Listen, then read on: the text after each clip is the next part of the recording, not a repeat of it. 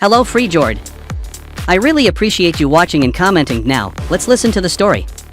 My narcissist husband hired a hitman to eliminate me for insurance money. The hitman was my ex-boyfriend. I'm sitting in my kitchen with a gun pointed at my face, and the man holding it is crying harder than I am. My name is Amber. I'm 32 years old, and I thought the worst thing that would happen to me today was burning dinner. I was wrong. So wrong. Let me back up 20 minutes. I was stirring pasta sauce when I heard the back door open. Not the front door. The back door. The one that leads to our tiny backyard that nobody ever uses except to take out the trash. My husband Derek was supposed to be at a work conference in Chicago. He'd left 2 days ago with his rolling suitcase and that stupid smirk he always wore when he thought he was getting away with something. I froze with the wooden spoon in my hand. The pasta water was boiling over. I could hear footsteps in the hallway. Heavy footsteps. Not Derek's. Derek wore expensive loafers that clicked on our hardwood floors. These were boots. Work boots, maybe. My phone was charging in the bedroom upstairs. Of course it was. The footsteps stopped right outside the kitchen. I gripped the wooden spoon like it was going to help me, like I could fend off an intruder with marinara sauce and pasta water. Then he walked in. I would recognize that face anywhere. Those dark brown eyes. That scar above his left eyebrow from when he fell off his bike in 9th grade. The way his jaw clenched when he was stressed. Marcus? He looked as shocked to see me as I was to see him. We stood there staring at each other for what felt like an hour but was probably 3 seconds. He was holding a gun, not pointing it at me yet, just holding it down at his side like he forgot he had it. Amber. My name came out like a prayer. Or maybe a curse. I couldn't tell. What are you doing in my house? My voice was shaking. The wooden spoon was still in my hand, dripping sauce onto the floor. He didn't answer. He just kept staring at me with this look on his face that I remembered from 10 years ago. The same look he had when he told me he was enlisting in the army and leaving town. The look that said he was about to break my heart. You need to leave, I said, right now, before I call the police. Your phone's upstairs. He said it quietly. Matter of fact, that's when I knew this wasn't a random break-in. That's when the fear really hit me. How do you know that? He finally looked down at the gun in his hand, then back up at me. I've been watching the house for 3 days. The pasta water boiled over completely now, hissing on the stove. I didn't move to turn it off. Why? Your husband hired me. He said it so simply, like he was telling me he'd been hired to paint the house or fix the roof. I laughed. I actually laughed. It was either that or scream. Derek hired you? To do what? Change the locks? Marcus raised the gun slowly, not pointing it at me exactly, more like showing it to me. To kill you. The wooden spoon clattered to the floor. That's not funny, Marcus. It's not a joke. I backed up against the counter. The stove was burning hot behind me. You're lying. Derek wouldn't $2 million life insurance policy. He took it out 8 months ago. He called it a situation that needed handling. He found me through someone who knows someone. He doesn't know who I am. Doesn't know we have history. He just knows I'm good at making things look like accidents. My legs felt like water. You're a contract killer. I prefer private security consultant. He said it with zero humor. But yeah, essentially. And Derek, I couldn't finish the sentence. My brain couldn't process it. Your husband wants you dead, Amber. He gave me half the money up front. $25,000. I get the rest when it's done. I slid down the cabinet until I was sitting on the floor. The kitchen tiles were cold. I could smell the burning pasta sauce. Everything felt surreal, like I was watching this happen to someone else. Marcus lowered the gun and crouched down a few feet away from me. Not close enough to touch, just close enough to talk. When I saw the photo he sent me, he said, when I saw your face, I almost threw up. I couldn't believe it. All the jobs I've taken over the years, and it had to be you. How long? My voice didn't sound like mine. How long have you been doing this? Since I got back from my second tour. 6 years. And you've killed people. He didn't answer. He didn't need to. I put my head in my hands. I need to call the police. And tell them what? That your husband hired a hitman. You have no proof. He used a burner phone. Paid in cash. Met me in a parking garage wearing sunglasses and a baseball cap. He was careful. Then I'll leave. Right now. I'll pack a bag and disappear. He'll just hire someone else. Someone who won't hesitate. I looked up at him. Really looked at him. He was older now. Harder. There were lines around his eyes that hadn't been there before. His hair was shorter. Military short. But underneath all of that, he was still Marcus. The boy who used to walk me home from school. The boy who gave me his jacket when it rained. The boy who broke my heart when he left. Why are you telling me this? I asked. Why didn't you just do it? Because it's you. He said it like that explained everything. Maybe it did. I stood up slowly. My legs were still shaking. I turned off the stove. The pasta was ruined. The sauce was burned. I didn't care. I need to see proof, I said. I need to see that Derek actually did this. Marcus pulled out his phone. He scrolled through messages. Showed me a text conversation with someone named Client. The messages were vague but clear enough. Target is home alone most evenings. Husband travels for work. Make it look like a home invasion. Clean and quick. There were photos. Photos of me leaving the house. Walking to my car. Coming home with groceries. Someone had been following me. Watching me. Planning my murder. I thought I was going to throw up. Show me more, I said. He pulled up a voice memo. Hit play. Derek's voice filled the kitchen. I'd know that voice anywhere. The voice that told me he loved me on our wedding day. The voice that whispered sweet things in the dark. That same voice was now saying, I need this handled within the next 2 weeks. She has a routine. She's predictable. She'll be easy. I grabbed the edge of the counter to steady myself. There's more, Marcus said. He told me about the insurance policy, about how he's been planning this for months, about how he needs the money to pay off gambling debts. Gambling debts. Apparently he owes some very dangerous people a lot of money. The life insurance payout would cover it with plenty left over for him to start fresh. I sank back down to the floor. I don't understand. We have money. Good money. I'm a nurse. He's a pharmaceutical rep. We're comfortable. He lost $150,000 in Vegas over the past year, then another $100,000 on sports betting. He's been hiding it from you, taking out credit cards in both your names, using your joint savings. You're basically broke, Amber. You just don't know it yet. The room was spinning. How do you know all this? I always do research on my clients and on the targets. I like to know what I'm walking into. He paused. When I realized it was you, I dug deeper, found out everything. I started crying then. Not pretty crying. Ugly. Gasping. Can't breathe crying. My husband wanted me dead. The man I'd been married to for 5 years. The man I'd trusted with everything. The man I was supposed to grow old with. Marcus moved closer, not touching me, just sitting near me on the kitchen floor like we were teenagers again, sitting on his parents' back porch, talking about nothing and everything. I have a plan, he said quietly. A plan. To fix this. All of this. I wiped my eyes. How do you fix my husband trying to murder me? We give him what he wants. I stared at him. You're going to kill me. No. We're going to make him think I did. And that's how I found myself in the passenger seat of Marcus's truck at 11 o'clock that night, driving to a cabin 2 hours outside the city. My phone was destroyed, smashed to pieces and thrown in 3 different dumpsters along the highway. I'd left everything behind. My clothes, my jewelry, my life. Marcus had explained the plan in detail. We would stage my death. He would provide proof to Derek, collect the rest of his payment. Then we would gather evidence of Derek's crime and go to the police. By then, Derek would have already claimed the insurance money, which would be additional evidence of his guilt. What happens to me after? I'd asked. After Derek goes to prison. You start over. New name. New city. I can help with that. And you, don't you go to prison too? He'd looked at me with those dark eyes. Probably. But maybe it's time. Maybe I'm tired of running. Now we were pulling up to a cabin that looked like something from a horror movie. It was old and wooden and surrounded by trees. No neighbors for miles. Is this where you bring all your victims? I tried to joke. It fell flat. It's where I come to think, he said. No one knows about this place except me. Inside, the cabin was surprisingly cozy. There was a wood-burning stove, a worn couch, a small kitchen, one bedroom with a bed that looked actually comfortable. You'll stay here, Marcus said. I'll bring you supplies, food, water, whatever you need. You can't leave and you can't contact anyone. Not until this is over. How long? 2 weeks. Maybe 3. Depends on how fast Derek moves with the insurance claim. 2 weeks alone in a cabin in the woods. 2 weeks to process that my husband wanted me dead. 2 weeks to figure out who I was going to be when this was all over. Okay, I said. Okay. Marcus set down 2 large bags of groceries. I need to take photos of you, looking deceased, for Derek. My stomach turned. How are we going to do that? I have some experience with staging scenes. Just trust me. I did trust him. I don't know why. Maybe because he was the only person who'd ever truly seen me. Maybe because even after 10 years, even after everything, I knew Marcus would never really hurt me. He spent an hour setting up the scene in the cabin's bedroom. He had fake blood, props, a camera with a professional lens. It was disturbing how good he was at this. Lie down on the floor, he instructed. Turn your head to the side. Close your eyes. I did as he said. He positioned my arms, messed up my hair, splattered the fake blood, clicked the camera over and over. That's good. That's believable. I opened my eyes. Have you done this before? Staged photos? Sometimes clients want proof without the actual result. So you've faked deaths before. A few times. Witness protection type situations. People who needed to disappear. I sat up, wiped the fake blood off my face with a towel. Is that what this is? Am I going into witness protection? Something like that. He showed me the photos. They looked real. Too real. I looked dead. Pale. Lifeless. It made me nauseous. This will convince Derek? It'll convince him. Marcus left an hour later with promises to return in 2 days with more supplies. I watched his truck disappear down the dirt road. Then I was alone. Really alone. I spent the first night crying. Then I got angry. Then I cried some more. I thought about Derek. About our wedding day. About the way he used to look at me when we first started dating. About the way that look had changed over the years into something else. Something colder. I thought about the signs I'd missed. The way he'd become secretive with his phone. The late nights he claimed were work meetings. The business trips that seemed to increase in frequency. The way he'd insisted on updating our life insurance policies. He'd called it being responsible adults. I'd been so stupid. On the 3rd day, Marcus came back with groceries and news. I sent him the photos. And he seemed satisfied. Sent me the location for the money drop. I'm meeting him tonight. What if something goes wrong? It won't. But I could see the worry in his eyes. This was dangerous. If Derek suspected anything, Marcus could end up actually dead. Maybe we should just go to the police now, I said. With what we have. It's not enough. We need him to claim the insurance money. That's the smoking gun. I don't want you to get hurt. He looked at me. Really looked at me. I'm touched that you care. Considering I broke your heart. That was 10 years ago. You never married anyone else after I left. Until Derek. Derek. How do you know that? I kept tabs on you over the years, just to know you were okay. I didn't know what to say to that. Part of me was angry that he'd been watching me from a distance. Part of me was touched. Why did you leave? I asked. Back then, why did you really enlist? He sat down on the couch, rubbed his face with his hands. My dad lost his job. Medical bills piled up from my mom's treatments. We were going to lose the house. The army offered a signing bonus, steady pay, benefits. It was the only way I could help them. You never told me that. I didn't want you to feel obligated to stay with me out of pity. You had college plans, a future. I couldn't ask you to wait for me when I didn't even know if I'd make it back. I would have waited. I know. That's why I didn't ask. We sat there in silence for a long time. The wood stove crackled. Rain started pattering on the roof. What happened over there? I asked quietly. In the army. What happened to you? Things I can't talk about. Things I dream about. Things that changed me. Is that why you became what you are now? When I came back, I didn't fit anywhere. I was trained to do a specific thing, to handle threats, to eliminate problems. Someone noticed my skills, offered me work, good money. I told myself I was helping people, protecting people. After a while, I stopped making excuses. How many people have you killed, Marcus? He looked at me. Do you really want to know? I thought about it. No, probably not. 18, he said anyway. 18 people over 6 years. Some of them deserved it. Some of them probably didn't. I don't sleep well anymore. The weight of that confession hung in the air between us. After this, I said, after we get Derek, you should turn yourself in. Really. Maybe you can make a deal. Testify against the people who hired you in exchange for a reduced sentence. Maybe. That night, Marcus went to collect the rest of his payment from Derek. I stayed at the cabin, pacing, worrying, imagining all the ways this could go wrong. He came back 3 hours later with a duffel bag full of cash and a recording device. I got it, he said. I got him on tape talking about the insurance policy, about wanting you dead, about the gambling debts, everything. Really. He played me the recording. Derek's voice was clear, unmistakable. He was bragging about how smart he'd been, how easy it was to fool me, how he'd already started the insurance claim process and expected to have the money within 2 weeks. That bastard, I whispered. We have him, Marcus said. We really have him. But I could see something was wrong. Marcus looked pale, shaky. What happened? Did he suspect anything? No. But he sat down heavily. I saw him. Really saw him. Your husband. And I realized something. What? I know him. From before. From the army. My blood ran cold. What? He was in a different unit. But we crossed paths a few times. Derek Morrison. I didn't make the connection before because I never knew his last name back then. Everyone just called him Morrison. But when I saw him tonight, up close, I recognized him. You knew Derek? Barely. But I knew of him. He was dishonorably discharged for theft. He stole from other soldiers. Valuables. Money. Got caught and kicked out. Derek was never in the army. He told me he worked retail after high school before getting into pharmaceutical sales. Marcus pulled out his phone, showed me military records. Derek Morrison. Enlisted at 19. Discharged at 22. Dishonorable discharge for theft and conduct unbecoming. I stared at the photo. It was definitely Derek. Younger. Thinner. Different haircut. But unmistakably him. He's been lying to you about everything, Marcus said. His whole identity is fake. Or at least heavily edited. What else has he lied about? Marcus spent the next hour digging through public records on his laptop. What we found made my head spin. Derek had been married before. Twice, actually. Both wives were dead. One died in a car accident. One died from what was ruled a prescription drug overdose. Oh my God, I whispered. He killed them too. Probably. The car accident wife had a life insurance policy. The overdose wife did too. He collected on both. He's a serial killer. He's a serial insurance fraudster who's willing to kill for money, which is basically the same thing. I felt sick. I have to sit down. There's more. How can there be more? The overdose wife, Jessica Hartley. She was a nurse, just like you. She worked at the same hospital where you work now. The room tilted. What? He has a type. Nurses. Women with good insurance. Women who trust easily. Marcus showed me a photo of Jessica. She looked like me. Same hair color. Same build. Similar facial features. He replaced her with me. I said numbly. He picked me because I looked like her. It seems that way. I started laughing. Hysterical. Broken laughter. I'm not even special. I'm just another mark. Another insurance policy. Another body. Marcus grabbed my shoulders. Stop. You are special. You're alive. And we're going to make sure you stay that way. I cried into his shoulder. He held me like he used to. Like I was something precious. Like I mattered. We need to go to the police tomorrow, he said. With everything. The recordings. The evidence about his past wives. All of it. What if they don't believe us? They'll believe us. We have proof. But that night, everything went wrong. I was asleep on the couch when Marcus shook me awake. It was 3 a.m. He had the gun in his hand again. Someone's outside, he whispered. What? A car. Coming up the road. Headlights off. Derek? Maybe. Or someone he sent. But he thinks I'm dead. Unless he doesn't believe it. Unless he wants to verify. We killed all the lights in the cabin. Marcus positioned himself by the window with the gun. I crouched behind the kitchen counter, heart pounding so hard I thought it might explode. The car stopped outside. I could hear doors opening. Footsteps. Multiple people. Then the front door exploded inward. Not opened. Exploded. Someone had used a battering ram or kicked it with inhuman force. 3 men rushed in. Big men. Armed men. They had flashlights and guns and were moving like trained professionals. Marcus fired first. The sound was deafening in the small cabin. One of the men went down. The other 2 returned fire. Wood splintered around us. Glass shattered. Run. Marcus shouted at me. Back door. Run. I didn't think. I just ran. Through the bedroom. Out the back door into the cold night. Into the trees. Behind Behind me, I could hear more gunshots, shouting, breaking furniture. I ran until my lungs burned, until my legs gave out, until I collapsed behind a fallen tree, gasping, crying, terrified. Minutes passed, or maybe hours. I couldn't tell. Then I heard footsteps, heavy boots, someone walking slowly through the woods, searching. A flashlight beam cut through the darkness, passed over my hiding spot, moved on. I held my breath. The footsteps came closer, closer. Amber? Marcus's voice, ragged, pained. I almost cried out in relief, but something stopped me. Maybe it was the tone, maybe it was instinct.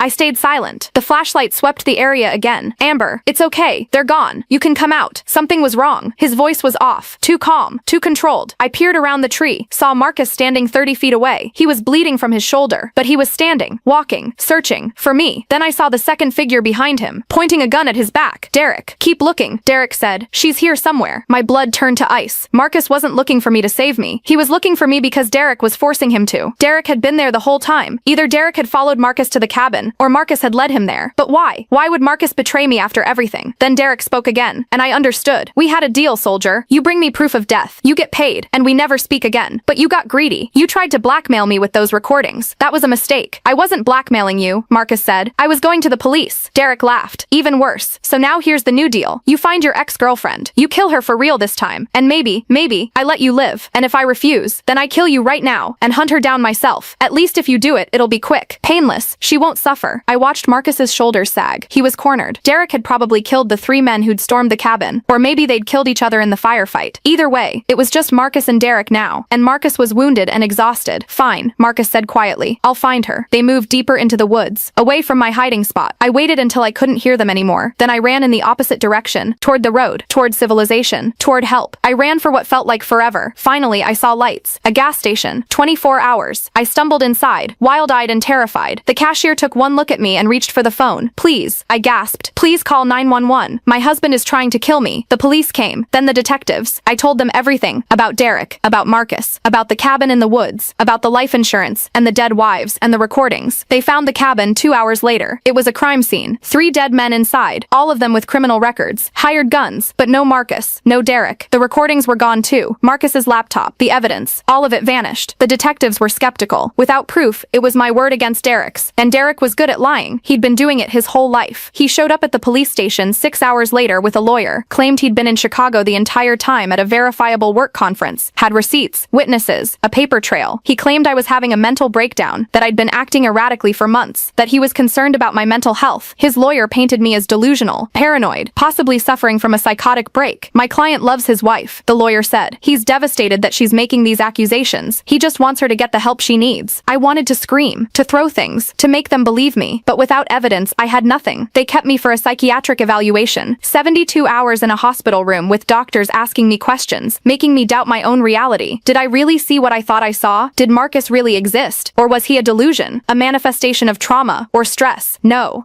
he was real. All of it was real, but I couldn't prove it. On the 3rd day, a nurse came into my room. She was older, kind-faced. She handed me a cup of water and a small white pill. For anxiety, she said. I took the pill. She watched me swallow it. Then she leaned in close. Jessica was my friend, she whispered. Jessica Hartley, your husband's second wife. We worked together. I never believed she accidentally overdosed. She was too careful, too professional. I stared at her. You believe me? I do. But belief isn't evidence. You need proof. It's gone. The recordings. Everything. She pressed something into my hand. A small USB drive. Jessica was smart. She knew something was wrong before she died. She kept records. Copies of everything. Bank statements. Insurance documents. Text messages. She gave this to me 2 days before she died, and told me if anything happened to her, I should look into Derek. Why didn't you go to the police? I tried. They said it wasn't enough. That it could all be explained away. But maybe combined with your testimony. She squeezed my hand. I'm sorry I didn't do more for Jessica. Let me help you. The USB drive contained everything. Years of evidence that Derek was a con artist, a predator, a killer. Bank records showing him draining Jessica's accounts before her death. Text messages where he'd been pressuring her to increase her life insurance. Photos of bruises on her arms that she'd documented. Journal entries describing her growing fear of him. Combined with my testimony and the dead men at the cabin, it was enough for the police to take another look. They arrested Derek 3 days later, charged him with conspiracy to commit murder, insurance fraud, and they reopened the investigations into both his previous wives' deaths. But Marcus was still missing. No one could find him. It was like he'd vanished into thin air. The trial took 8 months. Derek's lawyer fought hard, tried to discredit the evidence, tried to paint me as a scorned, mentally ill wife with an elaborate revenge fantasy. But Jessica's records were damning. My testimony was convincing, and they found one of the hired guns alive. He'd survived his wounds, and facing murder charges witnesses, agreed to testify against Derek in exchange for a reduced sentence. Derek was convicted. 3 counts of murder, 1 count of conspiracy to commit murder, multiple counts of fraud, life in prison without parole. I sat in the courtroom when they read the verdict, watched Derek's face crumble, watched him realize his perfect plan had failed. He looked at me across the room, our eyes met, and for just a second I saw fear. Real, genuine fear. Good. After the trial, I tried to move on, tried to rebuild my life. I quit my job at the hospital, moved to a new city, changed my name legally, became someone new, but I never stopped looking for Marcus. I hired private investigators, searched databases, followed leads that went nowhere. It was like he'd never existed. 2 years passed. Then one day, I got a letter. No return address. Just my name on the envelope, in handwriting I recognized. Inside was a single piece of paper. I'm sorry I couldn't stay. I'm sorry I put you through that. I turned myself in to the FBI, told them everything, testified against the people who hired me. They're all in prison now. I got a deal. 15 years instead of life. It's more than I deserve. I'm in a federal facility in Colorado. Medium security. I get out in 13 years if I keep my head down and my nose clean. I think about you every day. I'm glad you're safe. I'm glad Derek can't hurt you or anyone else ever again. Maybe when I get out, I can find you. Maybe we can have coffee, talk about old times, talk about who we've become. Or maybe you'll have moved on completely, built a whole new life, forgotten about me. That would be okay too. You deserve happiness. Whatever happens, know that saving you was the only good thing I've done in a very long time. Take care, Amber. Many would you can. I read the letter 10 times, 20 times, until I had it memorized. Then I went to my computer and searched for federal facilities in Colorado, found the one that matched medium security, found the visitation policies. I thought about it for a long time, about whether I wanted to see him, about whether opening that door again was wise. In the end, I decided I needed closure, real closure, not just a letter. I drove to Colorado on a Saturday morning, filled out the visitor paperwork, waited in a sterile room with other families visiting their loved ones. When they brought Marcus out, I almost didn't recognize him. He'd changed again. His hair was longer, his face thinner. He looked tired but peaceful, like he'd finally stopped running. We sat across from each other at a metal table. Neither of us spoke for a long moment. You came, he finally said. I came. I didn't think you would. I almost didn't. Another long silence. Thank you, I said, for saving my life, for telling me the truth about Derek, for everything. Thank you for not hating me. I should hate you. You're a hitman. You've killed 18 people. 17, actually. The last one I was supposed to kill. I couldn't go through with it. He smiled slightly. You ruined me for this line of work. Good. We talked for an hour about his deal with the FBI, about the people he'd testified against, about the therapy he was getting in prison, about his plans for when he got out. What about you, he asked. What are you doing now? I'm a teacher. Elementary school. 3rd grade. A teacher. I needed to do something different. Something that had nothing to do with hospitals or medicine or death. I needed to be around life. Around kids and hope and futures. That suits you. I'm happy. Mostly. Still working through everything. Still have nightmares sometimes. But I'm happy. Good. You deserve that. Before I left, I made him a promise that I would visit again. Not right away, but eventually. When I was ready, I kept that promise. I visited every few months. Wrote letters in between. Slowly. Over time, we rebuilt a friendship. Not the same as before. Different. Better, maybe. Built on honesty and survival and the understanding that we'd both seen the worst of the world and somehow made it through. When Marcus gets out in 11 years, I don't know what will happen. Maybe we'll try to be something more than friends. Maybe we won't. Maybe too much has happened. Too much pain. Too much history. But I do know this. He saved my life. And in a weird way, I saved his too. By being someone worth saving. By giving him a reason to remember he was human. Derek is rotting in prison. His appeals keep getting denied. He'll die there, alone, forgotten. Jessica's family finally got justice. So did the family of his first wife. And me. I'm alive, free, building a new life with a new name in a new city. Some nights I still wake up in a cold sweat, thinking I hear footsteps outside my door, thinking Derek somehow escaped, thinking it's all happening again. But then I remember, I survived. I fought back. I won. And that's enough. More than enough. That's my story. That's how my narcissist husband hired a hitman to kill me for insurance money. And the hitman turned out to be my ex-boyfriend. That's how I survived. How I got justice. How I learned that sometimes the people we think are dangerous are actually the ones who save us. And sometimes the people we trust most are the ones who want us dead. I've learned to trust my instincts now. To pay attention to the red flags. To never ignore that voice in my head that says something's wrong. I've learned that love can be twisted into something dark and dangerous. That marriage doesn't always mean safety. That sometimes the person sleeping next to you is plotting your murder. But I've also learned that redemption is possible. That people can change. That even someone who's done terrible things can make different choices when it matters most. Marcus made that choice. He chose me over the money, over his career, over his freedom, eventually. And I chose to forgive him. Not for what he'd done to others, but for what he did for me. Maybe that makes me a bad person. Maybe I should hate him. Maybe I should never speak to him again. But life isn't that simple. People aren't that simple. Marcus is serving his time, making amends in whatever way he can. And when he gets out, he'll have a friend waiting. Someone who knows exactly who he is and chooses to see him anyway. As for Derek, I haven't thought about him in months. He's dead to me. Literally and figuratively. His life is over. Mine is just beginning. I'm 34 now. I have a little apartment with a view of the mountains. I have a classroom full of 8-year-olds who call me Ms. Riley. Ashley, my new last name. I have a garden where I grow tomatoes and basil. I have a cat named Luna who sleeps on my bed and purrs like a motor. I have peace, and that's worth more than any insurance policy, worth more than any marriage certificate, worth more than anything Derek tried to take from me. I won, not because I'm special or strong or particularly clever, but because when the moment came, someone chose to save me instead of kill me, and I chose to live. That's the story. That's what happened. And now, finally, I can close this chapter and move on.